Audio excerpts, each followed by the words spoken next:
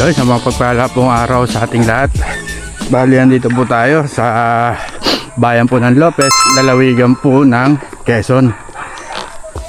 Bali, ito pong pupuntahan po naming nasabing property ay may lakad po na 2 minutes mula po dun sa sinasabing Barangay Road. Ito po, bali pakita ko muna ho. Ayan, sa kasalukuyan po ay itong Barangay Road na ito ay kakabutas pa lang po. Ayan, makikita nyo lang po wala po dun yan. Bali ito ay lulusot po ng bayan ho ng Ginyangan. So ngayon bali puntahan po natin yung nasabing property na merong 2 minutes po na lakad.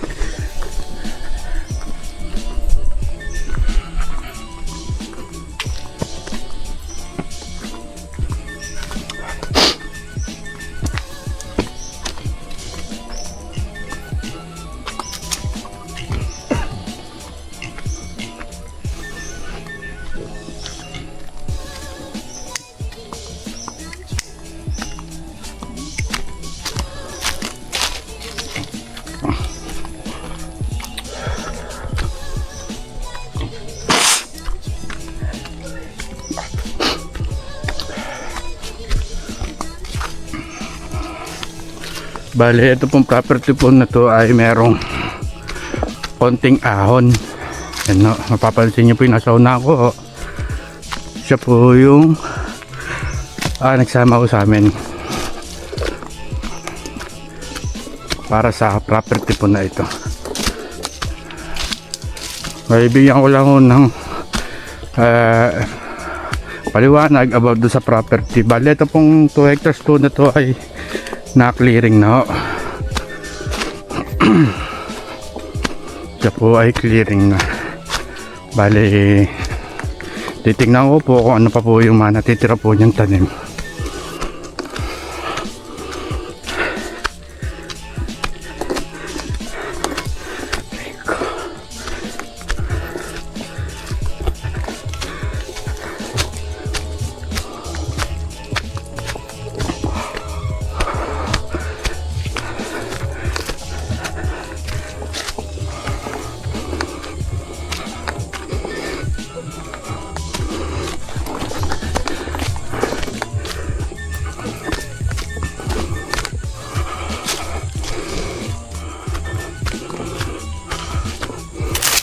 So, ayun po. Bali, malapit na po tayo sa nasabing property. Yun nga lang po, medyo hingal. Ayan, iikot ko lang po yung camera. So po, dito po nagsimula po yung property. Baru ko endit na yan Ito. Kakasukal pa Bali, ito na po yung property. Simula ako pagpasok ko dito, ito na po yun.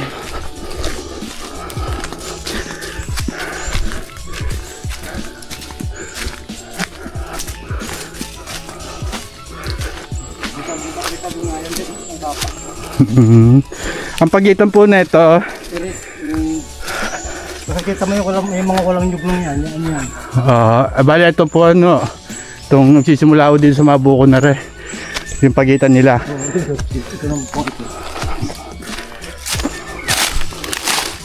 Yung pagitan nito. Ito po pala.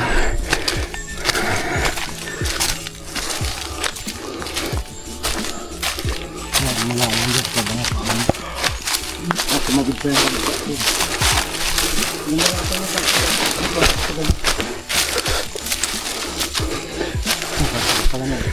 walang nyug na yan.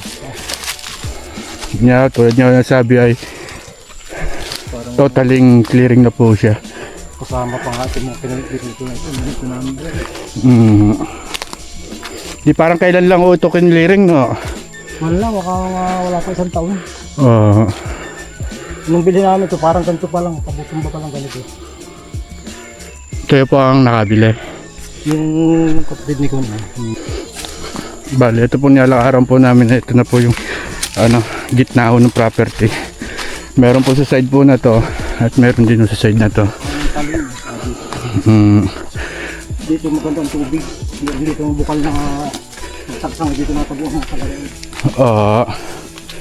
Bali, ito ang daluyan ng tubig kung sakali pag malakas ang ulan. Sabi ko, ito hindi nakati ito pag tagsangit, kahit sumakit. Bali, yan no, source ng tubig nila o sapa. Sapa ho rin, no? Hindi nakati yan.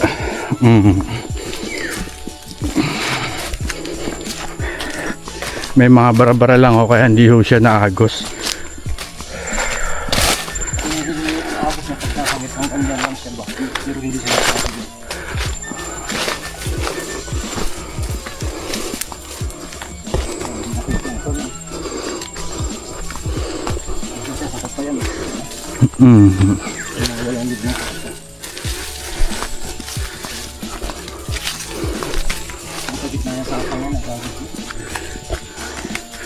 Yun po ang source ng water, sapa, no? At ang pagitan niya. Hindi, nasa gitna ng property. Sa loob ho ng property po yun. Nasa loob po pala ho ng property yung pinakasapa ho niya. Nakabugod-bugod pa na tayo mga ito. Yung masukal na hindi na tayo dito. Kaya kung sakaling harang at gagawing fish pond ay pwede. Dahil yung ibang kabayan daw ay dito kumukuha ng tubig nila. Kasi yan, kapag yung masukal lang yan, papatuloy pa yan. Ano po yung mga puno na yun? Mahogany ho yan? Hindi. Kung yan yung tawagan ay sa business. Tapos ito ay dalandan. Hindi, yan yung pang-asim. Ah? Hindi na rin sakit. Halin din ha. Ito na, ito kaya na. Basta siya masukal pa ngayon, papagayon pa. May baba, bali paglagpas po dito sa puno na to. Pag ano na ho siya? Hindi, pagayon na. Pag ano yan ay, tapos lulusog pa siya papagayon. Dito ho siya kumat. Kasi itong may dog na ito, hindi na rin sakit. Maaring sakot na rin isang ito. Bali umangat pa po yung property hanggang dun, no? Bali ito pong side na to ay hindi na ho yung kasali. Itong hawang ito, hindi na ito. Basta siyang masukal na yan. Ito pong sukal lang ho na to. Ito. Ang kabila naman ito, di yung manyugan din natin na may mga nyug pa.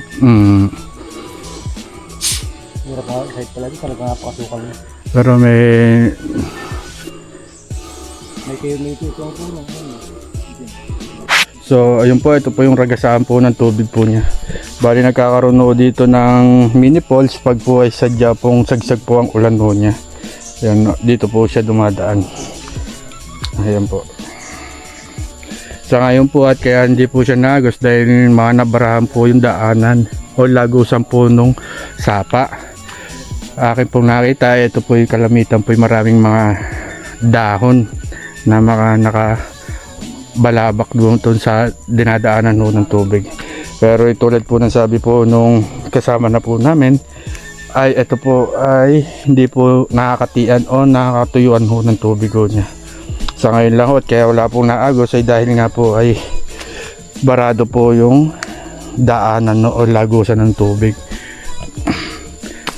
So linawin ko lang po ulit, bali ito pong sapa ho na to, ito pinaka-source ng tubig ay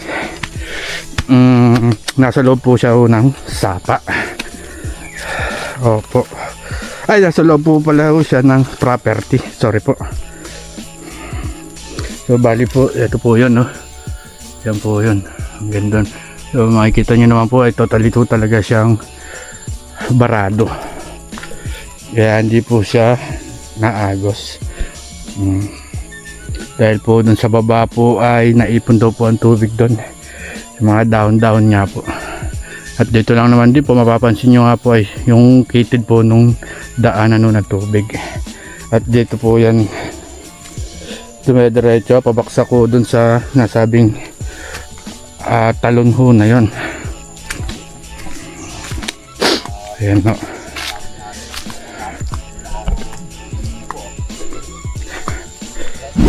So yun po, ipakita ko lang po yung pinaka barangay road ho niya dito. Bali ito po hindi po dikit po ng ng barangay road. Meron lang po siyang right of way na tinatawag ho nilang 3 meters yung lapad ho ata. At yun po nandun po sa may gawin ho na yun. Bali dagdag ko lang po kung gaano kalayo ito sa bayan ng Lopez. Ito po ay merong 24 kilometer mula po dun sa pinaka diversion at baksak po dito sa ito na pong kinakatayuan ko. At yung maghihiwalay naman po dun sa PH26 o yung Maharlika Highway ay meron lang po mula po dito hanggang po sa Maharlika Highway ay 5 kilometer po siya. So depende po sa takbuhan po yung minuto. Yung po kasi ang kinuha po namin yung kilometro po niya, kasi yung po ay nakabase po sa takbo. Kung mabilis, mas mapapadali ang pagpunta ko dito, at kung mabagal, mas matagal naman po. Pero sa kilometro ay yung po ang binabasihan po namin at madaling mas ipaliwanag. So bali, rotate ko lang po yung camera, pakita ko po yung pinaka barangay road ho niya. Yan, no. Bali, ito po kaya po ganito siya kalapad dahil kasama po yung pinaka gutter po niya. Sa ngayon, no, ito po ay lulusot to sa may Ginyangan. Ano, pero hindi pa po ito totaling butas dahil nga po ay inuuna-una po yung mga lugar ho na to. At yung papunta naman po sa property ay may mga 700 o 800 meters na rough road. After po niyon ay fully cemented na ho. Yan ho, fully cemented na po siya. Dito lang po itong naging rough road, naghiwalay po dun sa mga kabahayan po na yon. Pagpasok nyo po dito o doon sa paghiwalay, yun po ay sementado na po. Tapos puputol ho ng rough road, mga 7 to 800 meters nga, at fully cemented na naman po ulit. So bali lang po, sa mga gusto po magpa-schedule sa amin ng tripping, maaaring tumawag lang po sa mga numero na nakikita po sa inyong screen. Sa mga dagdag detalye ay amin pong sasagutin. So bali, ito po yung pinaka-ano niya, barangay road, para mas malinawan po kayo sa explain ko ay akin po ipapakita na actual dito sa aming action front.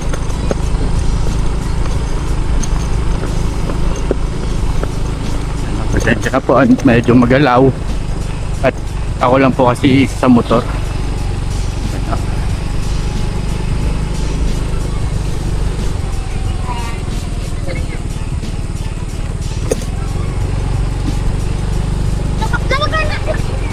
So yan po yung mga kabahayan po nila.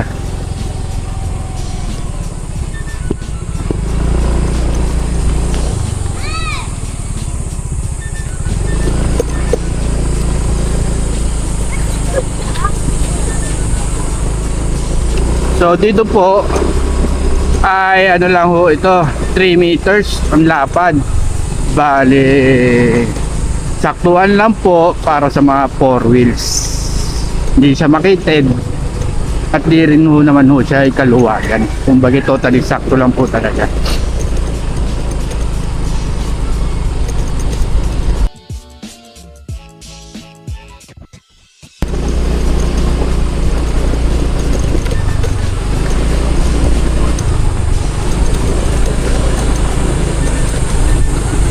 So ito po ay sinasabi kong fully cemented, no? Hanggang doon po yan. At yung nasabi ko naman pong rough road, yun lang po ay sila naglalaro lang to sa 800 to 700 meters lang po. Ayan po pinakailog po nila.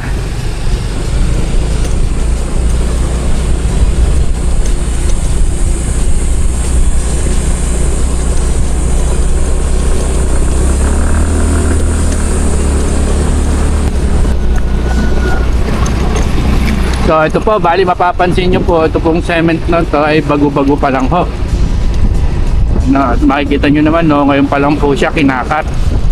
So kinakating, mapagitan po nung semento.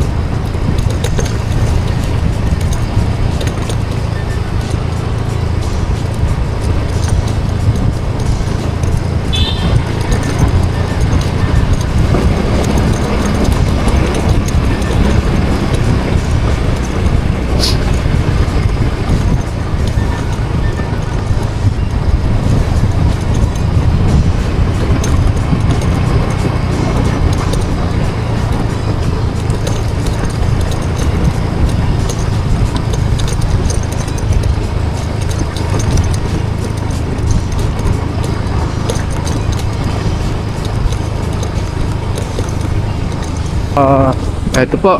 Simula po dito, ay ito na po yung sinasabi ko pong rough road. Yan. Yan po maghihiwalay po na daan nun na to. Oh. Para mas aware po kayo kung ano yung status ng daan po dito. Bali, ito naman po ay kahit medyo maulan, ay hindi po siya yung ganong kaanuhan ng kaputikan mo siya. Wag lang po talaga na mailang araw na po nag-uulan. Dahil yung po ay medyo mahirap na makita yung daan.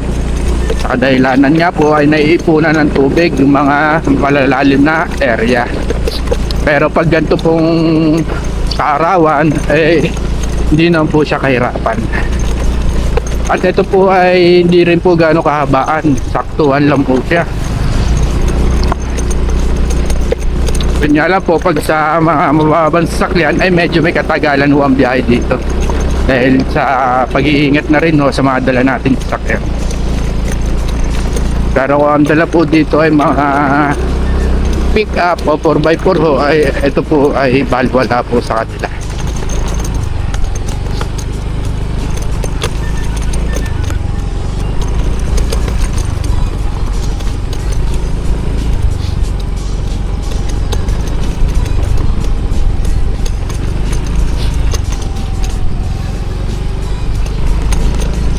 Ano?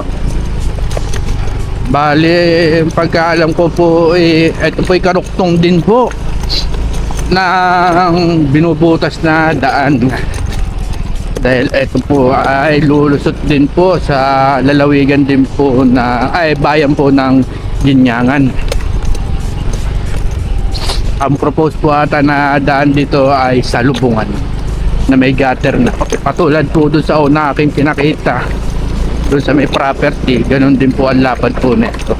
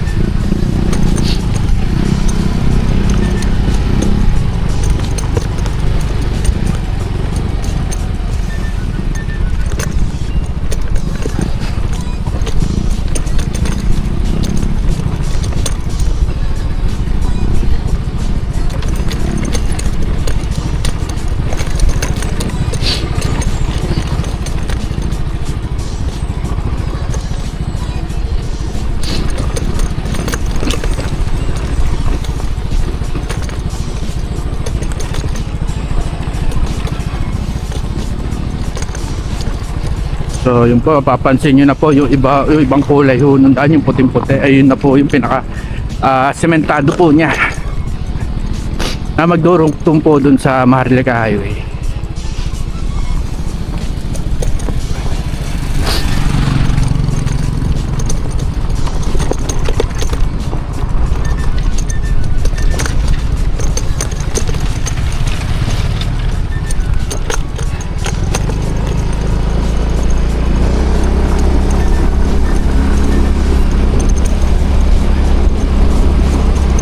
Ito na po yung cement road ho niya. Yun lang po ang area ho na yun ang putol. Pero ongoing naman ho yung construction ho dito sa daan. Tuloy-tuloy po ang gawa po nila.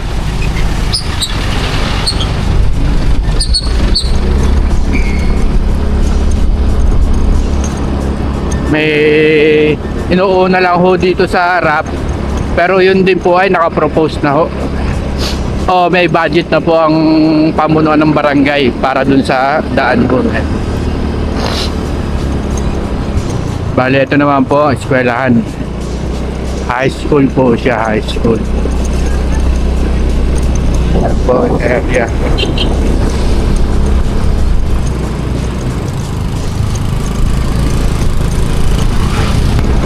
So ito po yung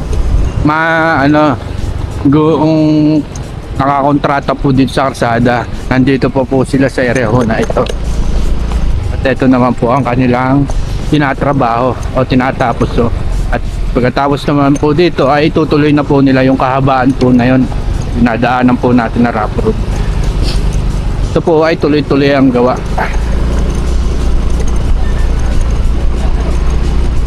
Ayan o.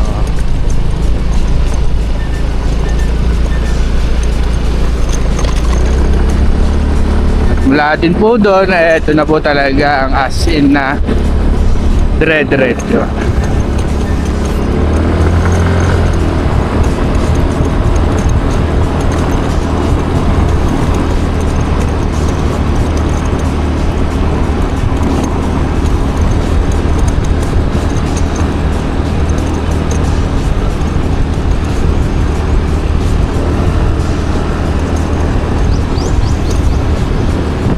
Bali, explain ko na po sa inyo, may dumadaan po ditong bus doon po sa may highway ho na yon.